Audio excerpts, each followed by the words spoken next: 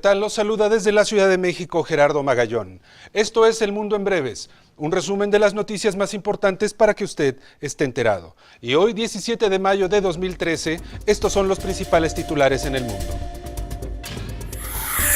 Le Figaro de Francia, al igual que varios medios alrededor del mundo, reseñan reportajes sobre el matrimonio entre personas del mismo sexo el Día Internacional contra la Homofobia.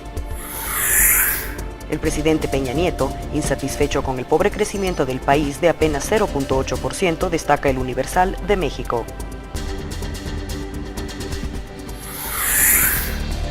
En Costa Rica, La Nación da seguimiento al escándalo porque la presidenta Chinchilla voló en avión de presunto narcotraficante. Los países deben pensar en despenalizar las drogas, dice la Organización de Estados Americanos. Esto lo destaca El Tiempo de Bogotá.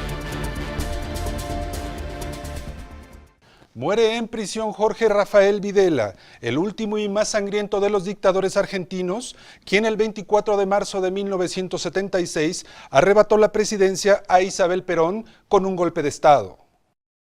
Videla fue condenado por múltiples delitos de lesa humanidad. Una de las atrocidades más crueles que se le comprobó fue el robo de recién nacidos, hijos de embarazadas cautivas en cárceles clandestinas. En 1990, el exdictador había sido absuelto por quien entonces era el presidente de esa nación, el polémico Carlos Saúl Menem, pero volvió a una prisión común por la gravedad de sus delitos, donde murió, se dijo, por causas naturales a los 87 años de edad y mientras purgaba una sentencia de cadena perpetua. Rodeado de odio, Videla entregó la Copa Mundial de Fútbol 1978 a la escuadra argentina, galardón deportivo que también estuvo rodeado de polémica y duda. Las Madres de Plaza de Mayo, organización emblemática que ha buscado de manera incansable justicia para los desaparecidos, exigió que tras la muerte del dictador se abran todos los archivos posibles con el fin de que no se lleve a la tumba todos los secretos de sus atrocidades. El escándalo persigue al presidente de los Estados Unidos aun cuando tiene visitas en casa. Durante una conferencia de prensa ofrecida de manera conjunta con el primer ministro de Turquía, Barack Obama fue cuestionado sobre las auditorías discrecionales aplicadas a grupos ultraconservadores. El presidente Obama hizo declaraciones durante una conferencia de prensa conjunta con el primer ministro turco Recep Tayyip Erdogan. Sobre el asunto del IRS, dijo que aunque la oficina del abogado de la Casa Blanca fue informada de una investigación a la Agencia Federal de Impuestos en abril, solo tuvo conocimiento de su práctica orientada a los grupos conservadores a través de informes de prensa el viernes pasado. Obama anunció el pasado miércoles que el secretario del Tesoro, Jack Lew, pidió y recibió la renuncia del jefe del Servicio de Impuestos Internos, Stephen Miller. Este 16 de mayo fue nombrado Daniel Werfel, el controlador de la Oficina de Administración y Presupuesto, como comisionado interino del Servicio de Impuestos Internos, en un esfuerzo por garantizar que el IRS implemente nuevas medidas de seguridad para restaurar la confianza del público y administrar el código fiscal con justicia e integridad, después de que el organismo fue dirigido a grupos conservadores para auditoría adicional. En la misma conferencia de prensa, Obama también defendió a Holder, cuyo Departamento de Justicia ha participado en una convulsión controversial de una amplia franja de los registros telefónicos de la Associated Press en una investigación de fugas. El presidente Obama agregó que el estado de los trabajos de Eric Holder es seguro y que tiene plena confianza en él como fiscal general. Corresponsales de Xinhua reportan desde Washington DC, Estados Unidos. Y en China, los esfuerzos por contener la gripe aviar están rindiendo frutos. La respuesta de emergencia grado 4 por el virus H7N9 fue levantada el jueves, de acuerdo con el gobierno de la provincia china de Zhejiang. Desde el 28 de abril no se ha informado de ningún caso de infección, ni se ha reportado ninguna infección secundaria entre las personas que tuvieron estrecho contacto con pacientes. Pruebas de contagio del virus H7N9 han resultado negativas en aves de corral vivas durante 3 semanas consecutivas, y la propagación ha sido controlada de manera efectiva en las provincias vecinas, por lo que los expertos y el gobierno provincial han levantado la respuesta de emergencia grado 4 por esta nueva cepa de la gripe aviar. Hasta el 16 de mayo se habían registrado 46 casos confirmados con 9 muertos, 27 pacientes curados y 10 que aún permanecen en el hospital.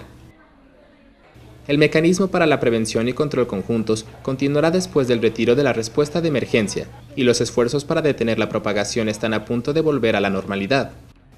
Mientras tanto, las agencias gubernamentales están preparando normas sobre el comercio de aves de corral y sobre la actualización y transición de este sector. Corresponsales de Xinhua reportan desde Zhejiang, China. En el Reino Unido corren aires frescos, sus finanzas mejoran. El Banco de Inglaterra publicó el último informe trimestral de inflación, el cual establece que en comparación con el trimestre anterior, las perspectivas del Reino Unido para el crecimiento económico muestran signos de mejora, y la tasa de inflación interna también es menor de lo esperado en febrero.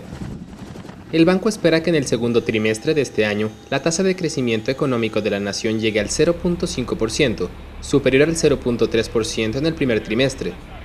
El crecimiento económico anual de este año es de aproximadamente un 1%, superior a lo que el gobierno británico había esperado.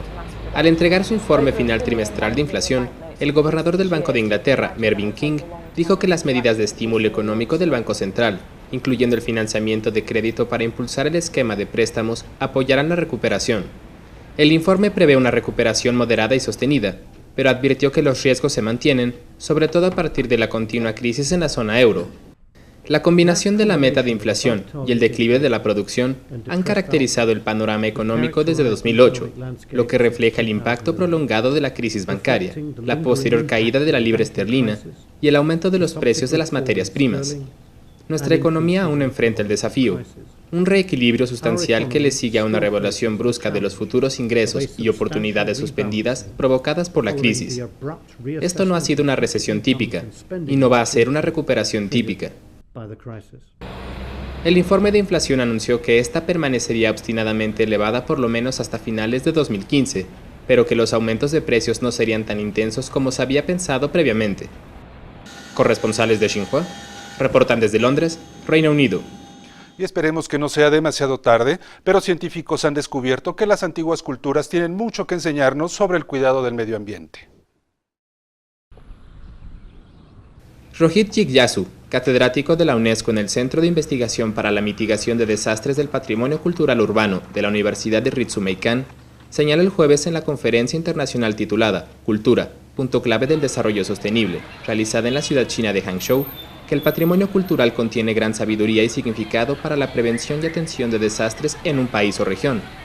El catedrático aclaró que en vista de que los desastres naturales han ocurrido con más frecuencia en los últimos años, el patrimonio cultural es cada vez más vulnerable. Para evitar desastres o minimizar los riesgos, los expertos y estudiosos han construido numerosas infraestructuras modernas. Sin embargo, la herramienta más eficaz es la experiencia transmitida a través de los siglos, la cual se demuestra en la herencia cultural. Hay varios sistemas de tradición de conocimiento, y eso disminuye la vulnerabilidad de la comunidad moderna ante los desastres. Eso significa que hay pérdidas en las habilidades de los recursos humanos. Hay un aumento de la dependencia debido a la menor utilización de los recursos humanos disponibles. También hay pérdida de bienes para la vida sostenible de las personas, como la tierra. También hay un aumento de la inasequibilidad del patrimonio, porque ya no son capaces de sostenerse con las fuentes que pueden pagar por sí mismos. Y por supuesto, hay una disminución de la estabilidad.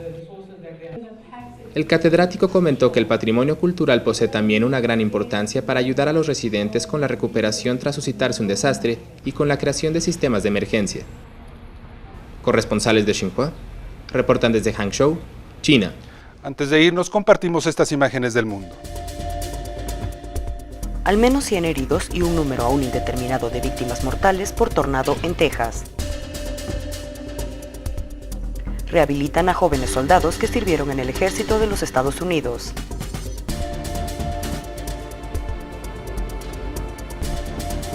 China celebra el Día del Niño en todas sus provincias.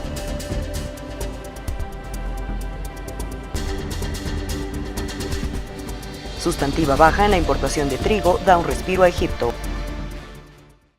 Muchas gracias por el favor de su atención y recuerde que esta información y mucho más lo puede encontrar en todos los servicios de la agencia de noticias Xinhua. Hasta la próxima.